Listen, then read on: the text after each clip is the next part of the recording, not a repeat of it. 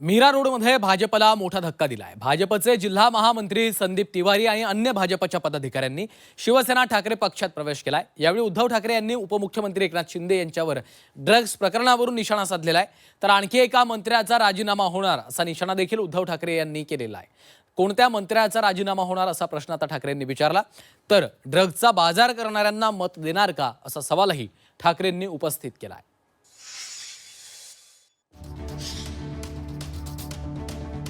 दोन मंत्री घरी, आता कोणत्या मंत्र्याची विकेट जाणार?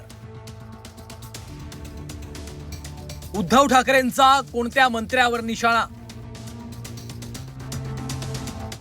ड्रग्ज माफिया पोसणाऱ्यांना मत न देण्याचं आवाहन।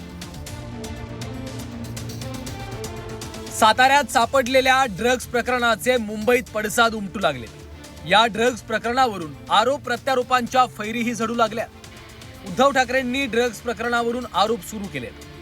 विद्यमान महायुती सरकारमधील दोन मंत्र्यांना घरी जावं लागलं। आता तिसऱ्या मंत्र्याचाही नंबर असल्याचं भाकीत त्यांनी केलंय। तिसरा मंत्रीही लवकरच घरी जाईल असा विश्वास ठाकरेंनी व्यक्त केलाय।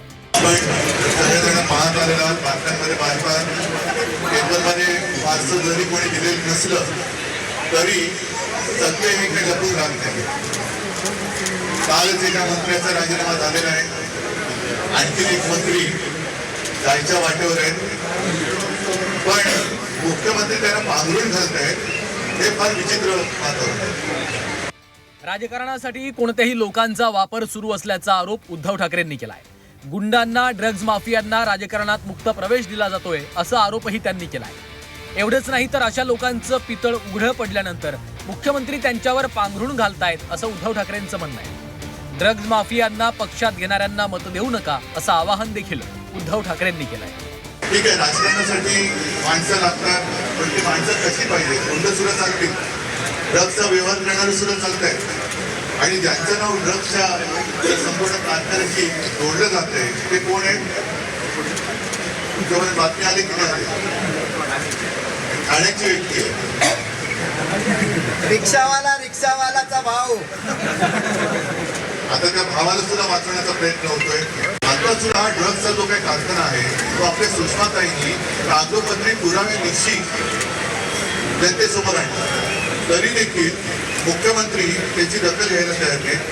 गृहमंत्री स्वतःच आहेत, अगदी केंद्रीय मंत्री सुद्धा त्यांच्याकडे सुद्धा आपण हे आता निवेदन देतो आहोत, काय करतात ते बघायचं। आणि मग मी तुम्हाला सगळ्यांना विचारतो, कोणत्याही जातीपाती धर्माची असाल, आपली मुलं, आपली म्हणजे सगळ्या महाराष्ट्राची मुलं जर नशिल्या पदार्थाच्या आहारी जाणार असतील तरी देखील आपण त्यांना वाचवणाऱ्यांना आणि ते घरी करणाऱ्यांना मत करणार आहोत का, मतदान करणार आहोत का, मत देणार आहोत का, आणि आपल्या मुलाबाळांचं आयुष्य हे त्यांच्या हाती देणार आहोत का?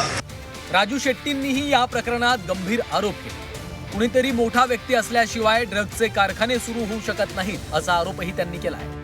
त्यांच्याकडे असणाऱ्या साखर कारखान्यांची संख्या 18च्या आसपास गेलेली आहे। एखादा धूमकेतू उगवावा त्या पद्धतीनं हे ओंकार शुगर हे नाव गेल्या 1-2 वर्षामध्ये आमच्या कानावर पडायला लागले। यापूर्वी गेली 35 वर्ष या ऊस आंदोलनामध्ये आहे। यापूर्वी कधीच या कारखान्याचं नाव मी ऐकलं नव्हतं, या कंपनीचं नाव मी ऐकलं नव्हतं।